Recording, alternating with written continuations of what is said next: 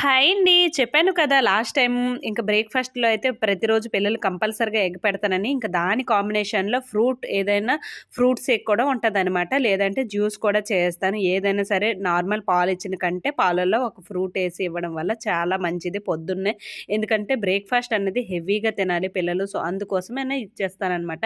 Night time చాలా తొందరగా తినేస్తారు కదా! ఇలా యాపిల్ ఏసేసి పాలు ఎందుకు వేడి చేస్తాను అంటే ఫ్రిడ్జ్‌లో ఉంటాయి కదా! చల్లగా ఉంటాయి. అది కొంచెం లైట్‌గా ఇదైతే చలికాలం కాబట్టి కొంచెం లైట్‌గా హీట్ చేసి పాలేసి ఇంకా యాపిల్‌నయితే బాగా పీల్ చేసి కట్ చేసి అందులో కొంచెం పంచదార కూడా వేశాననమాట. హనీ కూడా ఏసుకోవచ్చు. ఒకవేళ అయితే నా దగ్గర హనీ లేదని చెప్పేసి లైట్‌గా పంచదార ఏసి ఇంక ఇలా అయితే గ్రైండ్ చేసుకున్నాను. చాలా టేస్ట్‌గా ఉంటది. పిల్లలైతే ఇష్టపడతారు. హ్యాబిట్ అయిపోయారు ఒకసారి అంటే ఇంకా చాలా మంచిది. ఈ ప్లేస్‌లో మనం ఏదున్నా సరే ఏసుకోవచ్చనమాట. దానిమ్మ పండు గాని, ఇంకా ఏ ఫ్రూట్ మీ దగ్గర అవైలబుల్‌గా ఉంటే అదేసి ఒక్కొక్క గ్లాసు బ్రేక్‌ఫాస్ట్‌తో పాటు ఇలా ఇవ్వండి. ఒక ఎగ్గు, ఇంకా ఏదైనా ఒక ఫ్రూట్ అయితే కంపల్సరీ మార్నింగ్ పిల్లలకి